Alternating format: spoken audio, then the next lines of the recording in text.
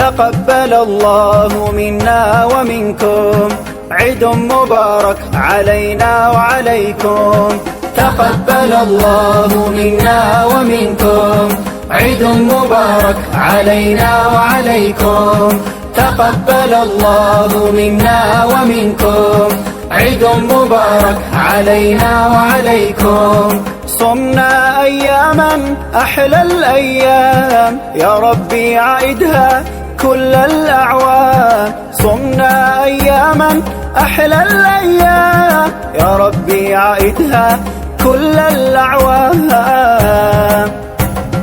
تقبل الله منا ومنكم عيد مبارك علينا وعليكم تقبل الله السلام عليكم ورحمة الله وبركاته عيد مبارك تقبل الله منا ومنكم سالينا مال እንኳን ለአንድ ሺህ 447ኛው ኢድ አልፈጥር በዓል በሰላም አደረሳችሁ። ሰዲ መልቲ ሚዲያ ከፋና ሚዲያ ኮርፖሬሽን ጋር ተባብረን ልዩ የኢድ አልፈጥር ፕሮግራም በቢላል ሀበሺ ፕሮግራም አዘጋጅተናል። እስከ ፕሮግራማችን ፍጻሜ አብራችሁን ቆዩ ያክብሩ ግብዣችን ነው። በድጋሚ ኢድ ሙባረክ እንላለን። የደስታችን ቀን ዛሬ ነው ዒድ تقبل الله منا ومنكم عيد مبارك علينا وعليكم تقبل الله منا ومنكم السلام عليكم ورحمة الله وبركاته عيد مبارك تقبل الله منا ومنكم سالينا عمل እንኳን ለ1447ኛው የኢድ አልፈጥር በዓል በሰላም አደረሳችሁ እያልኩኝ ሳዲያ መልቲ ሚዲያ ከፋና ሚዲያ ኮርፖሬሽን ጋር ተባብረን ልዩ የኢድ ዝግጅት በቢላል ሀበሺ ተገኝተን ልናከብር ዝግጅታችን አሰናድተናል። ከዛ ፊት ግን በሰፊ ፋና ሚዲያ ተመልካቾች ስም መላው የቢላል ሀበሺ የቦርድ ሰብሳቢዎች መስራቾችና የስራ አስኪያጆች እንኳን ለ1447ኛው የኢድ አልፈጥር በዓል በሰላም አደረሳችሁ ላለው በፋና ሚዲያ ኮርፖሬሽን ስም ለመላው የእስልምና እምነት ተከታዮች እንኳን ለኢድ አልፈጥር በዓል በሰላም አደረሳችሁ። ዛሬ እንግዲህ ኢድ ነው፣ ሁላችሁም ተገኝታችኋል። ምናልባት ቢላል ሀበሺ በኢትዮጵያ ውስጥ ተመስርቶ እንግዲህ የተለያዩ የበጎ አድራጎት ስራዎችን በማከናወን 25ኛ ዓመት አስቆጥሯልና እንደዚሁ ለ25ኛ ዓመት በዓላችሁም እንኳን አደረሳችሁ እላለሁኝና እንደው ኡስታዝ እንግዲህ የመጀመሪያው የቢላል ሀበሺ መስራች ነውና እንግዲህ እንደው እስቲ ከሙሉ ስሞት ልነሳና ስሞትን አስተዋውቀው ወደ ጥያቄ ይገባል ኡስታዝ።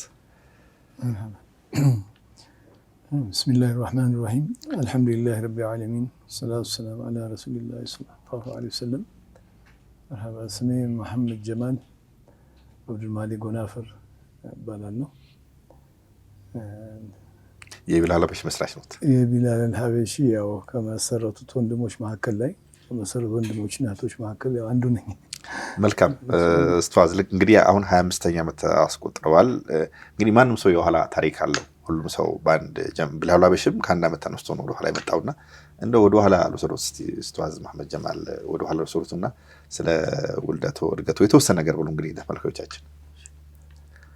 መርሐባ ያው የተወለድኩት ወሎ ክፍለ ሀገር ላይ ደሴ ከተማ ላይ ወይም አራዳ ወይም ጅብሩክ የሚባል አካባቢ ላይ እዛ ላይ ነው የተወለድኩት። እድገቴም እዛው ነው። እንዲሁም በንግድ ሀያትም ያሳለፍኩትም እዛው ነው። እንዲሁም ደግሞ የዲንም እውቀትንም ለመቅሰምም ያው በዛው በደሴና አካባቢ ዙሪያ ላይ ባሉ ሀገሮች ውስጥ ላይ ያው የዲንም ትምህርትንም ዒልምንም ያው እዛው ቀስም ያለው እንዲሁም ደግሞ ዘመናዊ ትምህርትንም ሙሉንም እንኳን ሳላጠናቀቅ ሙሉ ያጠናቀቅኩት እዚሁ አዲስ አበባ መጥቼ ነው። ግን ከፊሉን እዛው ደሴ ነው ተማርኩትም። እዚህ አይነት ነው እንግዲህ ያለኝ ያስተዳደግ ሂደት ይመስላል። ስለ ቤተሰቦቹ ስለ ልጆቹ የተወሰነ ነገር ቢሉን። ቤተሰቦቼ ያው እንግዲህ ያው የነጋዴ ቤተሰብ ልጅ ነኝ። ያው እንግዲህ ያው ሁሉም አባቶቼም አባቴም እናቴም ወደ አኺራ ሄደዋል። አላህ ጀነት አላህ ይበላቸው። ያው በነጋዴ ቤተሰብ መሃል በትልቅ ቤተሰብ መሃል ያው በተለይ አባቴ አብዛኛውን ከንግዱ ማህበረሰብ ውጭም እንዲህ በበጎ ስራዎች ላይ በጣም የታወቁ ነበሩ። እንደ ሀገርም እንደዚህም ከዛም አልፎም ያው በዲኑም ኺድማ ላይ ብዙ የሚከደሙ ነበሩ። ከዛም አልፎ በሽምግልናም ሀያት ላይም ያው ብዙ ታዋቂና የነበሩ ናቸው። ዘመናዊ ንግዶችንም በተለይ በወሎ አካባቢና ከዛ ወደ ኢትዮጵያ በተለይ በጣም ያው ታዋቂ የነበረ በዘመኑ ወሎ ፈረስ የሚባል ትልቅ ያው ተቋም ነበረ፣ ትራንስፖርት ላይ ደረጃ የሚሰራ። ያንን ያው ከመስራቾቹና ዋና ፕሬዚደንት በመሆን ለብዙ አመታቶችን አገልግለዋል። ዋና መስራች ነበሩ። ከነበሩት ታላላቅ አባቶች በዘመኑ ከነበሩት የመንግስት አካላት በኃይለ ሥላሴ ዘመን ላይ ከነሱ ላይ በመሆን ወሎ ፈረስን ካቋቋሙት ዋናው የነበሩ ናቸው አባታችን። እና ይህን በመሰለ ቤተሰብ መሀል ውስጥ ላይ ነው እንግዲህ እናቴም ያው በጣም ታዋቂ ከሆነ ቤተሰብ እና ዲናቸውን አፍቃሪ ከሆነ ቤተሰብ፣ ዑለሞችን ከሚኸድም ቤተሰብ የነበሩ አያቶቻችን። እና ያንን በዚህ መሀል ላይ ነው እንግዲህ የእድገቴ ህይወት የነበረው። መልካም ኡስታዝ፣ ምናልባት ግን እንደው አሁን የወሎ ፈረስ ሲባል እንግዲህ እንደው ሰዎች ዋናው ፈረስ እንዳይመስላቸው ትራንስፖርቱ ይህ ምናልባት አጎናፍር የሚባለው መኪና በመላ ኢትዮጵያ እንደዚህ ታዋቂ ነው ልበል። እርስዎ ደግሞ ኡስታዝ መሐመድ ጀማል አጎናፍር ነውትና ከዛ ጋር ይገናኛል ማለት ነው ኡስታዝ? አዎ እንግዲህ እሳቸው አባታችን ያው የሁለቱም ባለንብረት ነበሩ። እንደ ማህበረሰብ ያው እንደ ማህበረሰቡ ጋር በጋራ በሚሆን አክሲዮን በሚሆን ያው ወሎ ፈረስን ያው ከታላላቅ ሰዎች ጋር ከነቀኛዝማች አመዴ ለማ ያው እንደዚሁም ከታላላቅ ሰዎች በነበሩበት ዘመን ወቅት ላይ ፊታውራሪ መርሻ ከሚባሉ በወቅቱ የወሎ ገዢ የነበሩት እነዚህ ጋር እና እንዲሁም ደግሞ ብዙ ሀጂ አደም የሱፍን የመሳሰሉ ታላላቅ ሰዎች እንግዲህ ይህን ማጥቀስ እንዲሁ በናሙና ነው። እውነት ነው። ብዙ ባለአክሲዮኖችና ብዙ ባለሰዎች ነው በዛ ላይ ሆነው ያው መስርተው በጣም ትልቅ ተቋም ነበረ። በኢትዮጵያ ላይ ታዋቂ ተቋም ነው የነበረው ወሎ ፈረስ። እንዲሁም ደግሞ በግል ደግሞ ከዛ ውጭ ደግሞ ያው አባቶችና ደግሞ የአባቴ ወንድም ጋር በሚሆን ደግሞ እነሱ ደግሞ ጎናፍር የሚባል ይህም ደግሞ ያው አገር አቀፍ የሆነ የትራንስፖርት ማመላለሻ ተቋም ነበር። ሙሉ ኢትዮጵያን በሙሉ የሚያካትት የነበረ ተቋም ነው። እሱም የዛም ደግሞ ያው ባለቤቶች ነበሩ። መልካም። ስለዚህ በነጋዴ ቤተሰብ ውስጥና በጣም ታዋቂ እንደዚሁም ኢትዮጵያ ውስጥ በዛን ጊዜ ላይ ደፈሩ የማይችሉ አይነት የቢዝነስ ወይም ደግሞ የንግድ ስራዎችን በተለይ ትራንስፖርቱ ጉዳይ ያለው መኪና ውስን ይመስለኛል። በኢትዮጵያ እንግዲህ የዛን ጊዜ በግዛትና በአጠቃላይ እንደዚህ በሀገረ ገዢ ባሌ ግዛት፣ አርሲ ግዛት ተብሎ ነው እና በዛን ጊዜ እናስበው ራሱ የሆኑ የነቃ የተደራጀ ቤተሰብ ነው እና እርሱ ውስጥም የፈጠረበት ነገር አለ። መልካም። በተለይም ከዛ ከወሎ ከመጡ በኋላ ከደሴ እዚህ ትምህርትም ተማሩ፣ አለማይም እንደዚሁ ደግሞ የሃይማኖትም ትምህርት እየተማሩ ትምህርቱን አጠናቀቁ። ከዛ እንግዲህ የትዳር ህይወቱ ልጆቹ ምን ይመስላሉ? ኡስታዝ እንግዲህ ዛሬ ኢድ ነው፣ ብዙ ሰዎች ስለርሶ ማወቅ ይፈልጋሉ እና ኋላ ላይ ብዙ የምናነሳቸው ጉዳዮች አሉ ለሚዲያ ያልቀረቡ። እንደው እንዳጠቃላይ ግን እንደው የትዳሩ ልጆቹ ነው ለሚዲያ ስላልቀረቡ ነው ኡስታዝ ይሄ ነገር ነው በዚህ አጋጣሚ ሰፊው ፋና ሚዲያ ተመልካቾች እንዲያው ፈልጌ ነው። እንግዲህ ያው እንግዲህ ሁሉም መጠቃቀሱ ያው እንግዲህ ጊዜውም ወቅቱም ሰዓቱም አይበቃም። እንዳጠቃላይ እንደዚህ ነው። እንዲሁም ደግሞ ያው እንግዲህ ይህም እስኪ ለትውልድም ቢጠቅም በሚል ንያ ማለት ነው ከአላህ ጋር ቢጠቅም በሚል ያው አንድ 5 ዓመት የቆየ ከኔ ጋር የሆነ ያው ከትውልድ ጀምሮ እስከ መጨረሻ የህይወቴ ጉዞ በሚል ያለንን ያው ሰፊ መጽሐፍ ያው እየጻፍኩ ነው ያለሁት። እስካሁን ወደ 1950 አካባቢ ገጽ እስከ 1000 ገጽ ሊደርስ ይችላል። ያንን እንግዲህ እየተጠናቀቀ ነው ያለው። እዛ ላይ ብዙ ነገሮች እዛ ላይ እንግዲህ ብዙ እንትኖች ነገሮች አሉ። መጽሐፉን እንዲያነቡ ነው ብዙ እንግዲህ ያው እዛ መጽሐፍ ላይ የህይወት ጉዞም ላይ ብዙ ውጣ ውረዶችንም የማህበራዊ ህይወቶችንም የሽምግልና ህይወቶችንም እንዲሁም ደግሞ በአስታራቂነት ማለት እንደ ሀገር በአስታራቂነትም በሃይማኖት በሚከሰቱ አንዳንድ ክፍተቶች መሀል ላይ ደግሞ በማስታራቂነትም እንዲሁም ደግሞ በግለሰቦች ህይወት ጉዞ ላይ በንግዱም ዓለም ይሁን በትዳር ዓለም ላይ እንደ ማስታረቅ ሂደቶችን ያካተተ ሰፊ የህይወት ታሪክ ያዘ። አዎ ከዛም አልፎ ደግሞ ያው ደግሞ በጉዞዬ ላይ በነበረ ጉዞዎች ያው ረዥም እና ብዙ ሀገሮችን ያካተተ ጉዞዎች ነበሩኝ።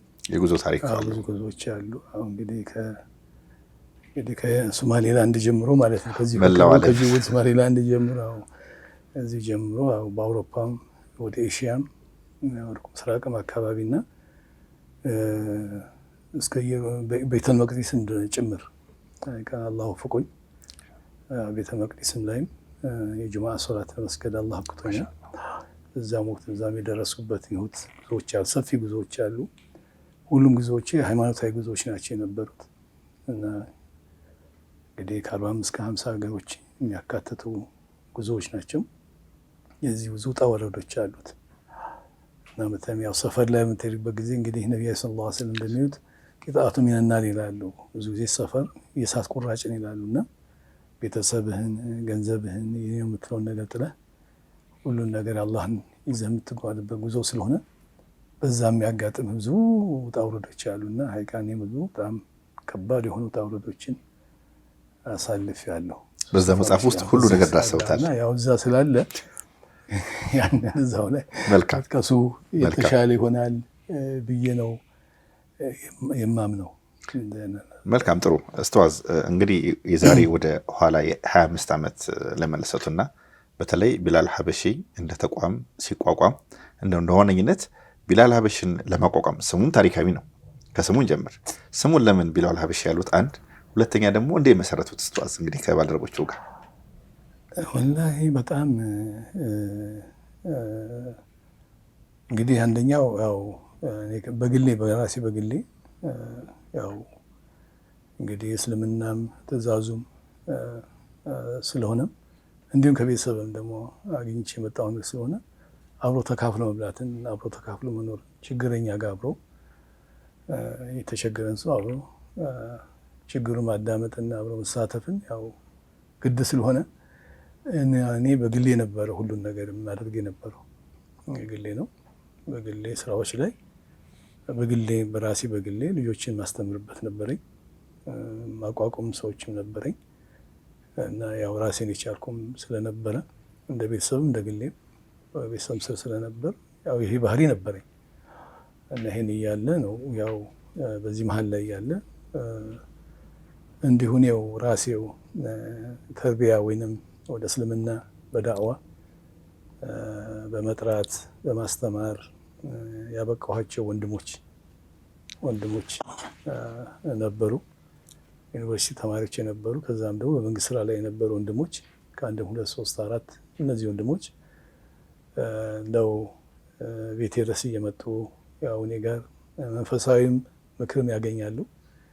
እንዲሁም አንዳንድ ጊዜ ደግሞ ማቴሪያላዊም ድጋፍም ለትምህርታቸው ሊሆናቸው አንዳንድ ወንድሞች ነበሩ። እነሱም ባይሆን ከነሱ ውጭም እንደዛም ነበሩና እነሱ ውጤት እያመጡ ሲመጡ ደግሞ ያው የጋራ ለምንድን ነው ኡስታዝ ካንተ ጎን ቆመን አብረን ይሄን የምትያሳውን ነገር ለምን ወደ በጋራ ነገር ለምን አንሰራውም እና በተለይ እንደው በትንሹ ለምን አንጀምርም 10 ብር እየሰበሰብን የሚል ሀሳቦችን ቤቴ ላይ መተው አማከሩኝ እና እነዚህ ወንድሞች ምክራቸውን እስኪ ልሰብበት ዱዓ አላርግበት ብያልኳቸው አሰብኩበት፣ ዱዓም አደረኩበት። ከዛ በኋላ ተቀበልኩኝ እና በጋራ አብሮ መስራትን ከዛ ጊዜ ከቤቴ ጀመርኩ።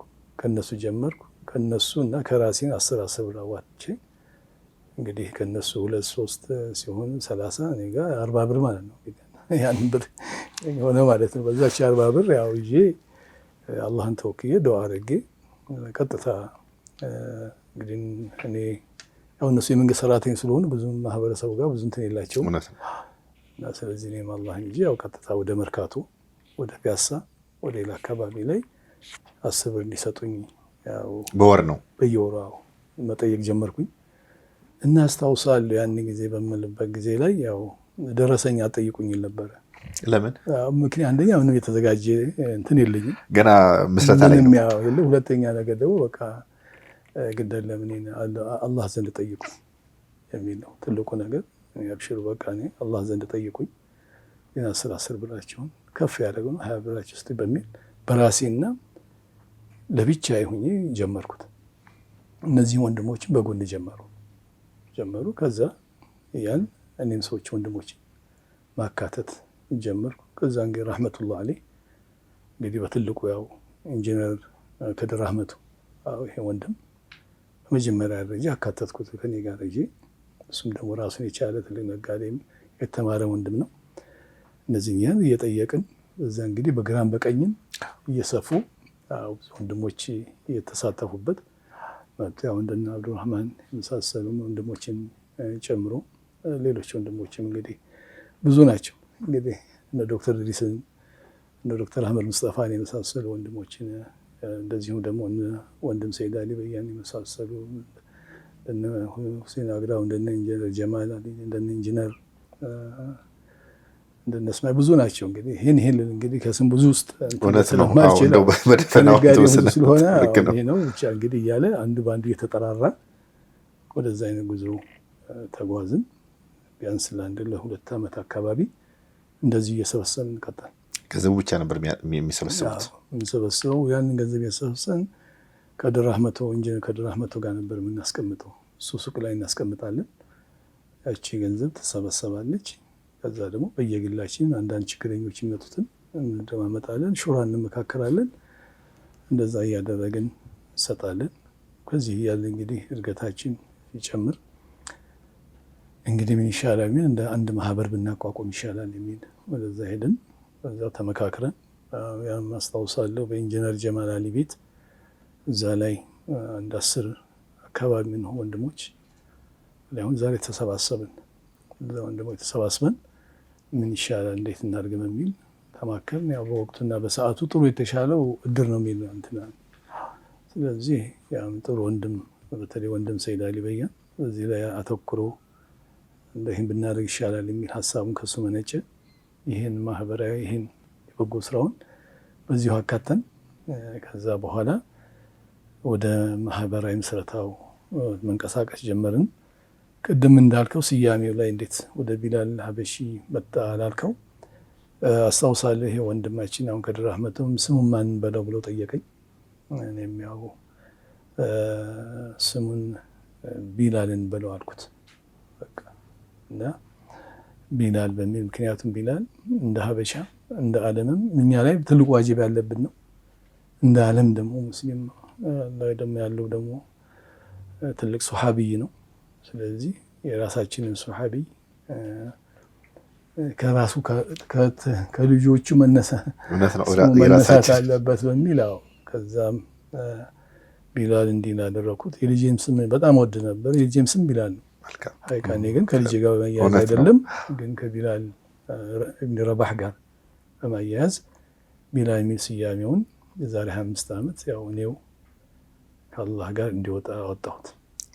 ቢላል ሀበሺ ሆነ። ከዛ በኋላ ያው እንግዲህ የመጀመሪያችንን ኑር መስጊድ ድሮ በኒን የሚባል ኑር መስጊድ ላይ ፒያሳ ላይ ያው እዛ ላይ ከ40 እስከ 50 የሚሆን ወንድሞች ተገኝተን ታላላቅ መሻይኾችም ተገኝተው እነ ሼህ አብደላ ድሪስን የመሳሰሉ እነ ሼህ መሐመድ ሐሰን ፈርሉን የመሳሰሉ እነ ሼህ ሐሚድ ሙሳን የመሳሰሉ እንደነ ሼህ ረህመቱላህ አለይህ እንደነ ሼህ ያቆትን የመሳሰሉ ወደ አኺራ ሄደዋል።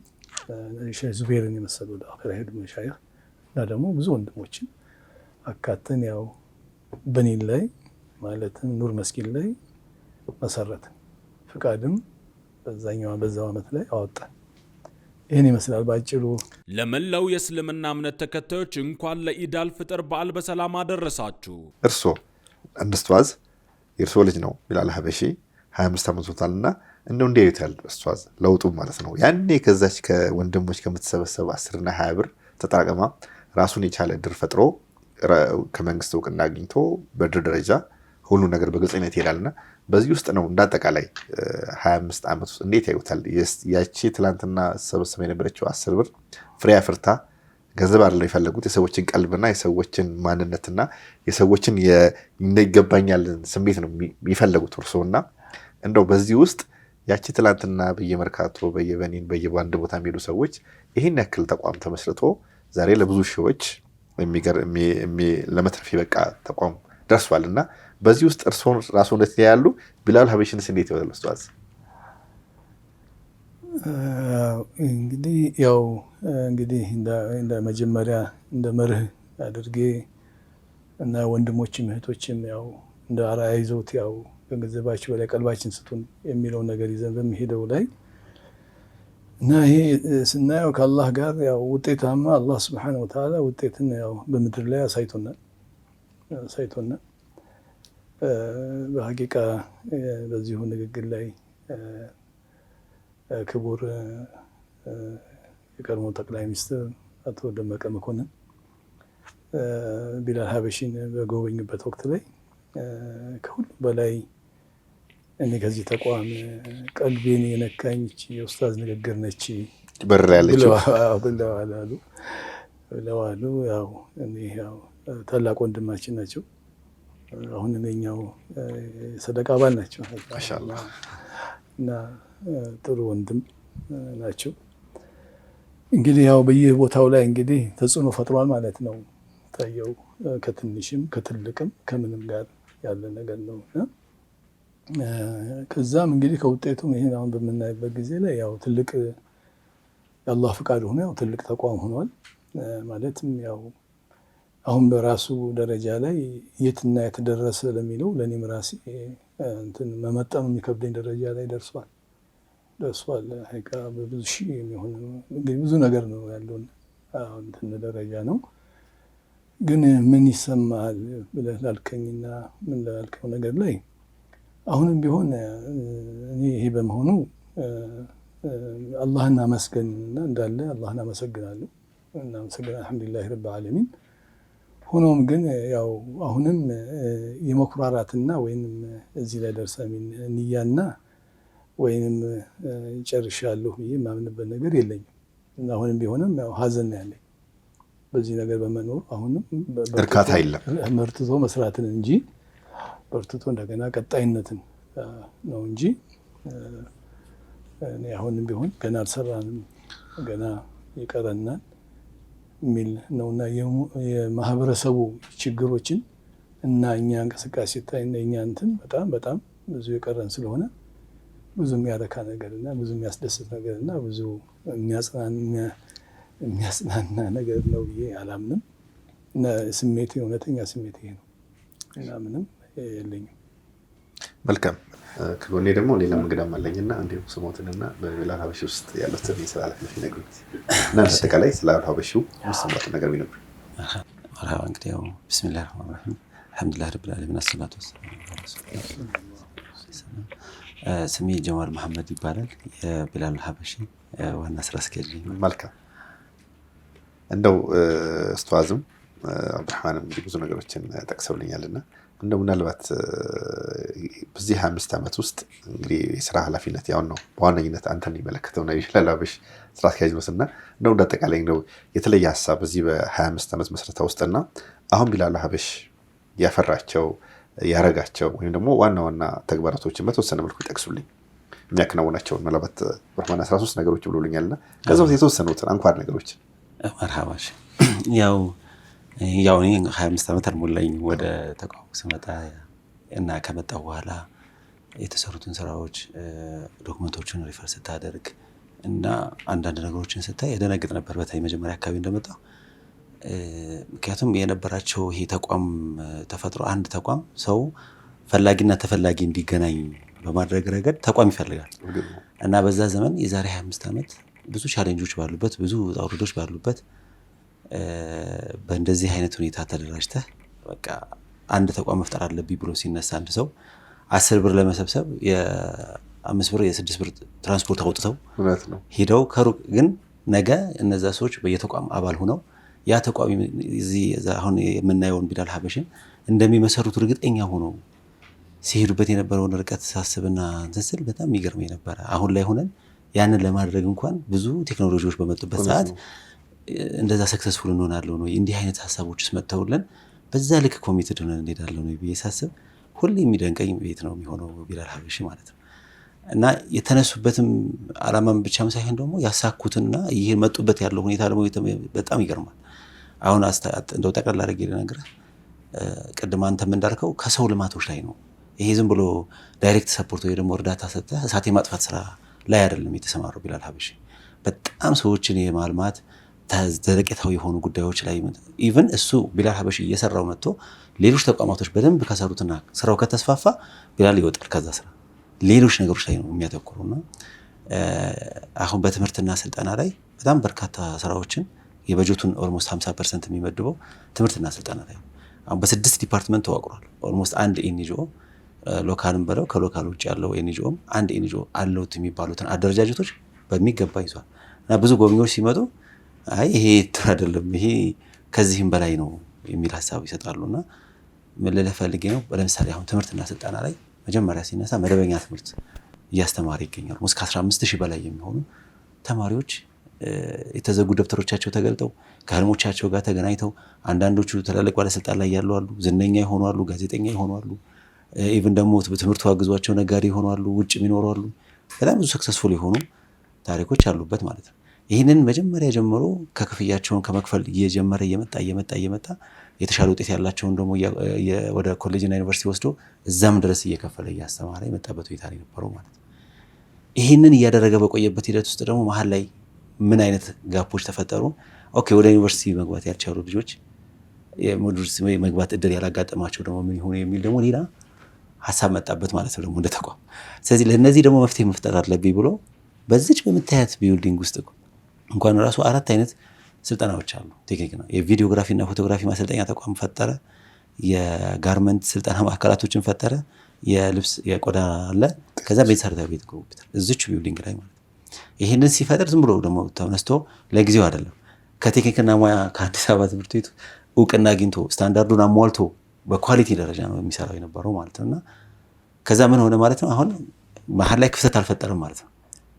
ስለዚህ ያስተምራል፣ ዩኒቨርሲቲ የሚገቡትን ዩኒቨርሲቲ ያደርሳል። ከዛ በመካከል ደግሞ የተንጠባጠቡ ካሉ ደግሞ አሁን በተለይ ዘመኑ ደግሞ እነዚህ አጫጭር ኮርሶችና የቴክኒክና ሙያ ስልጠናዎች በጣም ውጤታማ እየሆኑ ነው ያው ዘመኑ ዲጂታላይዜሽን ስለሆነ ማለት ነው። ስለዚህ እነዚህ ሰዎች ከህልማቸው ጋር ማገናኘት ጀመረ ማለት ነው።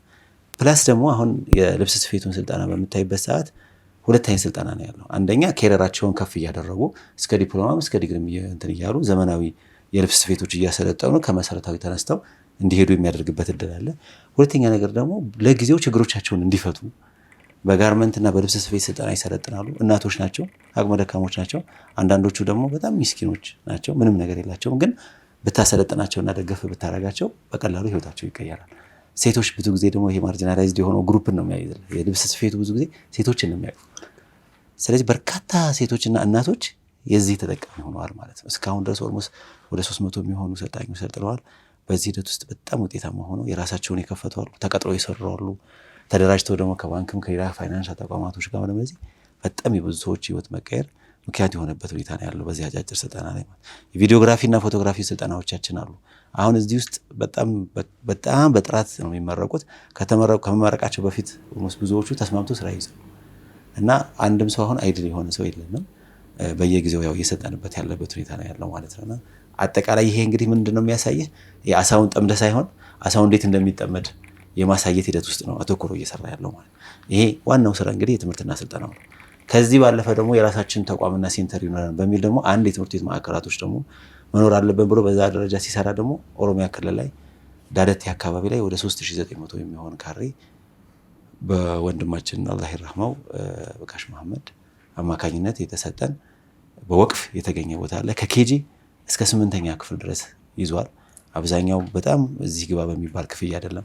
ኢቭን እንደው አንዳንድ ጊዜ ወደ ገቢዎች ክፍያውን ይዘን ስንሄድ ይገረማሉ። እንደዚህ አይነት ክፍያ የሚባል አለ 300 ብር 400 ብር በፊት ባለፉት አመታቶች በዛ ደረጃና አብዛኛው ደግሞ በነፃ የሚማርበት ሁኔታ ላይ ነበረው ማለት ነው። እና ኦልሞስት 1300 ተማሪዎች ይማሩ ነበር። ያው 8ኛ ክፍል እየጨረሰ ሲሄድ የተለያዩ ትምህርት ቤቶች የተከፈቱ ሲመጡና በተለያየ ምክንያት የተወሰነ ቀንሶ አሁን 1000 ተማሪ የሚሆን ዳይሬክት ላይ ብቻ ለ1000 ተማሪዎች በየአመቱ ይህንን እድል ፈጥሯል ማለት ነው። ለእነዚህ ሰዎች የተለያየ የልብስ ድጋፍ እናደርጋለን። አስቤዛ በምናገኝበት አስቤዛ ድጋፍ እናደርጋለን። ማሰልጠን ሲገባ እናሰለጥናለን። በትልቁ ደግሞ የትምህርት አክሰስ እንዲኖራቸው ያደረግንበት ሁኔታ ነው ያለው ማለት ነውና ይሄው ደግሞ ያው መራዋ ላይ እንደዚሁ ደግሞ አሁን መራዋ ትምህርት ቤት ኦልሬዲ የቢላል ምርቱ ያስተዳደር ነው የምንገኘው። የቢላል ሰዎች ናቸው በድሮም የመሰረቱት ማለት። አሁን ይሄ ከትምህርት ነክና ከስልጠና ነክ ጋር ምን ያህል ተቋማዊ የራሱን ተቋም እንዲኖረው በማድረግ ረገድ እና ደግሞ ትውልዱ ወጣቱ ተማሪው ደግሞ በተከታታይ እድል እንዲያገኝ የተደረገበት ሁኔታ ነው ያለው ማለት። በማህበራዊ ዘርፍ ሁለተኛውና በጣም ትልቁ ስራው ደግሞ የማህበራዊ ዘርፍ ነው። የዚህ በማህበራዊ ዘርፍ ላይ ቀጥታ ድጋፍ የሚያደርግላቸው ሰዎች አሉ። እንደገና ደግሞ በመቋቋምና ሌሎች የማህበራዊ ስራዎች ብለን የምንላቸው ደግሞ አሉ ማለት ነው። አሁን ወርሃዊ ድጋፍ በገንዘብ የምናደርግላቸው ሰዎች አሉ። አቅመ ደካሞች፣ ተመሳሳይ ቀደም ያልኩ የቲሞች፣ አረጋውያን፣ ዑለሞች እና ሌሎች ድጋፍ የሚሹ ደግሞ ወገኖች አሉ። ክሮኒክ በሽተኛ ሆነው ድጋፍ የሚሹ ሰዎች አሉ። እነዚህን የገንዘብም የአስቤዛም ድጋፍ እናደርጋለን ማለት ነው። ሌሎቹን ደግሞ ልክ ከነዚህ ቀደም ካልኩ ከቴክኒክና ሙያው ስልጠናው ጋር እያያያዝን ደግሞ የምናቋቁማቸው አሉ። የግድ ሁል ጊዜ እየሰጠህ መቼም አይሆንም። በማቋቋም ደግሞ በልብስ ስፌቱ ያቋቋምናቸው ሰዎች አሉ። በዎሽንግ ማሽን ያቋቋምናቸው አሉ። በበግ እርባታ፣ በጉልት፣ በቦንዳ ሽያጭ፣ በሻይ ቡና፣ በሱቅ በበርበሬ በጣም ብዙ አይነት ዘርፎች አሉ። በባልትናው ለብቻው እነዚህ ደግሞ ተቋቁመው ሌላ ሰው ለማቋቋም ደረጃ የደረሱበት ሁኔታ ነው ያለው ማለት ነው። ከዚህ ልፍ ብለን ስንሄድ ደግሞ ቅድም ልክ ወንድሜ አብዱራህማን እንደጠቀሰው የቀብር አገልግሎት ጋፕ ሆኖ የመጣበት ሁኔታ ነው የነበረው ማለት ነው። 18 ዓመታችን እንግዲህ በጣም የተለያየ ነገር ነው የምታየው እዛ ውስጥ። በ18 ዓመት ውስጥ ደግሞ በነፃ ቀብር አገልግሎት በመስጠት ብዙ አይብ ነው የምታየው እዛ ውስጥ። የጽዳት እቃው እንኳን የምትጠቀመው የጽዳት እቃ እንደ ኖርማል የጽዳት እቃ አይደለም። ከሽቶ ጀመረህ ሌሎች በጣም ብዙ የጽዳት መሳሪያዎችን ትጠቀማለህ። የተለያዩ ደም ፍሳሽ ያላቸው ሰዎች ይመጣሉ። ብዙ ነገር አለና አድራሻ የሌለው ሰው ታገኛለህ። ለሀገር ግዳጅ ወጥቶ እዚሁ የሚቀር ብዙ ሰው አለ። ለሆነች ደግሞ ኑሮዬን ላሸንፍ ብሎ ወጥቶ የሚቀር አለ። ደግሞ በተቃራኒው ደግሞ እዚሁ ይኖራል፣ ግን እውቀቱ የለውም እንዴት የጀናዛ አገልግሎት መስጠት አለበት የሚለው ደግሞ እንደዚህ ችግር አለ ማለት እና እኛ ይሄንን ከሆስፒታል ከትምህርት ቤት ጀምረን ከሆስፒታልና ካሉበት ከቤታቸው ጀምረን አንስተን ትራንስፖርቱን ሸፍነን የቀብር አገልግሎቱን ከፍለን ለቀብሩ ለጀናዛው ለመከፈን ደግሞ የሚያስፈልጉ ወጪዎችን ሸፍነን ይህን አገልግሎት ለ18 ዓመት ስንሰጥ ነበር ማለት። በጣም ለየት የሚያደርገው በኮቪድ ጊዜ ብዙ ሰዎች ለምሳሌ ልጅ ወላጁን አይቀብርም፣ ወላጅ ልጁን የማይቀብርበት ሁኔታ ነው የነበረው ማለት። እዛ ወቅት ግን ቢላል ሀበሺ በጣም ኮሚትመንት ወስዶና መስዋዕትነቱን በቃ ለአላህ ነው የሚሰራው ብሎ አላህን ተወክሎ በጣም በርካታ ሰርቪሶች በኮቪድ ፕሮቶኮል መሰረት በጣም ነው አገልግሎቶች ሲሰጥ የነበረውና በዛም በጣም የብዙ ቀልቦችን የብዙ ወንድሞችን እህቶችን እናት አባቶችን ቀልብ የሳበበት ሁኔታ ነው ያለው ማለት ነው። ይሄ ቀላል ስራ አይደለም፣ አድካሚ ነው። ከአጠቃላይ ከ3000 እስከ 4000 ብር ለአንድ ሰው ኮስት ያደርጋል። ወጪውም ቀላል አይደለም እና በዚህ ረገድ አሁንም ድረስ ይህን ስራ እየሰራን ያለ ነው። አሁን አወሊያና ቢላል ሀበሺ ነበር ቀደም ብለው፣ አሁን ግን ኦልሞስት በየመስጊዱ ተስፋፍቶ ነው ያለው። አሰልጥነናል እኛ በጣም በሚገርም ሁኔታ ይሄ እንዲስፋፋ ብዙ ስልጠናዎችን ሰጥተናል። ኮርፌ ላይ ሴንተራችንን ኮርፌ ላይ አድርገን የወንድም የሴቶችም ስልጠና እየተደረገ አቲስት ተስፋፍቶ በየመስጊዱ ችግሩ እየተቃለለ እንዲመጣ ይህን ሁሉ አስተዋጽኦ ያደረገበት ሁኔታ ነው ያለው ማለት ነው። እልፍ ስንል እንግዲህ እየሄድኩ ነው ያለው። ዲፓርትመንቶቹ ያው ሰፊ ናቸው እንዳልኩ አንድ ትልቅ ልጅ 25 ዓመት ተደራጅቶ ያለ ልጅ እንደዚህ እንደቀላል ዝም ብሎ እድር ሲባል ሰዎች ላይ ግን እድርን ከቀብርና ሀዘን ከመቀማመጥ ለቅሶ ከመደራረስ ባለፈ እንዴት የሰዎችን ችግር መቅረፍ እንደሚቻል በተደራጀ መልኩና የልማት ስራዎችንም ከሰራን ተጋግዘን ወገኖቻችን ሀገሮቻችንን ልንለውጥ እንችላለን የሚል መልእክት በተጨባጭ በተግባር ያረጋገጠ ቢላል ሀበሺ። እድሮች ይችላሉ ከሀዘን ከመቀማመጥና ለቅሶ ከመድረስ እና ይሄ መዋጮ የለቅሶ ጊዜ መዋጮ ከማድረግ ባለፈ ማለት ነው። ይሄን በተጨባጭ አሳይቷል። ጤናው ላይ ልምጣለን። በጤና ዘርፍ ላይ ወጣቶች በጣም ብዙ አሁን ዴታውን ብታየው በሱሰኝነትና በዚህ በእንትን ብዙ ሙስሊም ወጣቶች በዚህ አዲክትድ የሆኑበት ሁኔታ ነው ያለው እና የሱስ ማገገሚያ መስራት አለብን ብሎ ተነስቶ ብዙ ኢኒሼቲቭ በማይታወቅበት ጊዜ ማለት ነው የት እንስራ ብሎ ሲታስ በራሱ ማዕከል ይሰራ ነበር እየፈለገ የነበረው ሰው። በኋላ ላይ አረርቶች ጋር በተደረገ ኮሚኒኬሽን ኦኬ አይዲል የሆነ ቦታ አለ፣ ስለዚህ እዛ ጋር ለምን እናንተ አትሰሩልንም እና በጋራ ተቀናጅተን ለምን አንድ ስራ ለማህበረሰቡ አንሰራም ተብሎ አለርት ላይ የሱስ ማገገሚያ ያለን አሁን ብትሄዱ ማለት በጣም ግሪን ኤሪያ ነው። በቢላል ሀበሺ ተገንብቶ ፋንክሽናል እንዲሆን ሀሳቡን ከማመንጨት ቦታው ፋንክሽናል እንዲሆን ከማድረግ ከመገንባት ጀምሮ ድርሻው የኛ ነው። ስለዚህ እዛ ቦታ ላይ አሁን እኛ ያን ቦታ ስናይ ለኛ በጣም ትልቅ እርካታ ሰጥቶናል። ብዙ ወጣቶችም ደግሞ ከዛ አገግመው ፕሮዳክቲቭ ሆነው አምራች ዜጋ ሆነው ጥሩ ስነ ምግባር ታንጸው እንዲሄዱ ያስቻለበት ሁኔታ ነው ያለው ማለት ነው። አሁን በጤናው ዘርፍ 3 ፓኬጆች አሉ። አንደኛ ድንገተኛ የሚመጡ በሽተኞች አሉ። እነዚህ የምናስተምራቸው የቲሞች አሉ፣ ዑለሞች አሉ፣ አረጋውያን አሉ፣ አካል ጉዳተኞች አሉ፣ ጎዳና ተዳዳሪዎች አሉ። እነዚህን ሰዎች ድንገት ተመመው ቢመጡ የእነሱ በተወሰነ ደረጃ መሸፈን አለብን ብለን የድንገተኛ ኢመርጀንሲ ኬዝ ብለን የምናስቀምጠው ለኢመርጀንሲ የሕክምና ወጪዎቻቸውን የምንሸፍንበት ሞዳሊቲ ያለን ማለት ነው። ሌላውና ሁለተኛው ግን ስትራቴጂካዊ ያደረግነው ያው ከመንግስት ባመጣው ኢኒሼቲቭ መሰረት የጤና የመድን የምንለው ሄልዝ ኢንሹራንስ ነው። ስለዚህ እሱን ለአመት 3000 4000 ኮስት የሚያደርጋል እንደየቤተሰቡ እንትን ያንን ሸፍነን ለበርካቶች በአመት ሙሉ ሰርቪሱን እንዲያገኙ የምናደርግበት ሂደት አለ ማለት። ይህን እየሰራን ስንመጣ ደግሞ በመሀል ምን ታዘብን? በሽታቸው በጣም ክሮኒክ ደረጃ ላይ የደረሰ ሰርጀሪ የሚፈልግ ብዙ ሰዎች ደግሞ ዲማንዱ መጣ ማለት ነው። ስለዚህም ነገር ጋፕ ነው ለካ ብለን ሌሎች ፓርትነሮችን መፈለግ ጀመርን። አምናና የዛሬ 2 ዓመት አካባቢ በጣም ውጤታማ ስራ የሰራ ነው። ለ5 ዓመት ለ6 ዓመት በዌቲንግ ሊስት ላይ የነበሩ ወረፋ አልደርሳቸው ብሎ ግን ሰርጀሪ ያስፈልጋቸዋል። ስለዚህ ከአፒክስ ኢንዲያን ጋር ተባበርንና 22 ለሚሆኑ በሽተኞች ግን 5 ዓመት 6 ዓመት ሲጠብቁ ለነበሩ ከሚኒሊክ ከጥቁር አንበሳ ከየካቲት ከተለያዩ እንደዚህ ከጳውሎስ ከዛ ያሰባሰብናቸው 22 የሚሆን ለአንድ ሰው ኦልሞስት 150 ሺህ ድረስ ብር አውጥተን በብዙ ሚሊዮን ከነሱ ጋር ከዚህ ካልኮክ ሆስፒታል ጋር በጣም ዘመናዊ ሆስፒታል ነው ውጤታማ የሆነ ስራ ሰርተን ከነዚህ ውስጥ ባይዘው አንድ ደግሞ ማስመር ያለብን አሁን ቢላል ሀበሻ አንዳንድ ጊዜ ስሙን እያዩ ሰዎች የሙስሊም ተቋማት ሊመስላቸው ይችላል። ከነዚህ ውስጥ 3 ናቸው ሙስሊሞች፣ ከ22ቱ 3ቱ ናቸው ሙስሊሞች። ኦልሞስት 19ኙ ነን ኢስላሚክ ናቸው፣ የሌላ ሃይማኖት ተከታዮች ናቸው። ይሄ ያው በተለያየ ጊዜ ዶክመንተሪው ምኑም የተሰራ ስለሆነ መጥቶ ማየት ይቻላል ማለት። የምናደርጋቸው ስራዎችም ይህን ማዕከል ያደረጉ ናቸው።